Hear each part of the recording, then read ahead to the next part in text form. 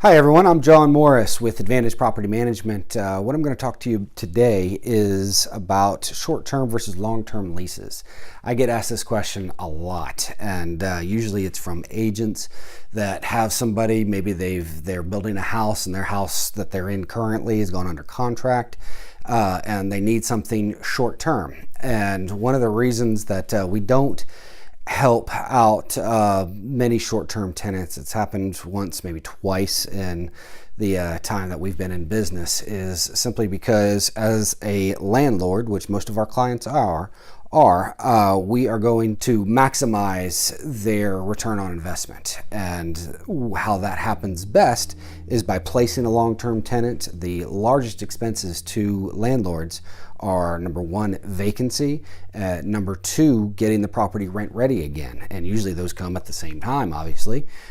So we like to keep properties occupied as often as possible. I know in this area we have a lot of film industry that's coming to town. They're looking for long-term or short-term leases. Their situations are a little different. Usually they're on like a 6 or 8 month contract for certain projects, and they're coming in town with nothing. They're looking for, pots and pans and dishes and coffee tables and sofas. And one of the issues we have is that in real property, in real estate, if someone damages a door, we know what the cost is to fix that door. Someone breaks your coffee table, I have no idea what a 17-year-old coffee table from whatever furniture store you bought it from is worth. So it makes it very difficult to assess any damages and hold people accountable. And that's one of the main reasons we have written leases, is to make sure that everyone is accountable. Everybody knows what they're responsible for. Well, in some, it doesn't make a whole lot of sense for professional landlords that are looking to get the most return on investment to do short-term leases. I will give you certain examples that we have had success. One, we rented to a company or a tenant that had a fire, and their insurance company had called up and they were willing to pay higher than market rents. In their case, they were willing to pay 1 1/3, or maybe it was 1.5 times the monthly rent amount. Now that made sense. We started out as a 6 month, they probably stayed 9-10 months.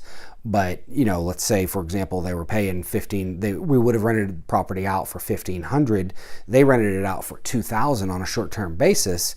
You do the math, that made sense for the landlord. But for someone to come in and do 6 months worth of at $1,500, that puts, that means at the end of 6 months that you've got another vacancy. You've got to turn around and get the property rent ready, the cleaning, the stuff that all landlords have to do between tenants. And then the next thing is you got to pay property management fee again, because we're going to remarket the home, and we do that for a fee.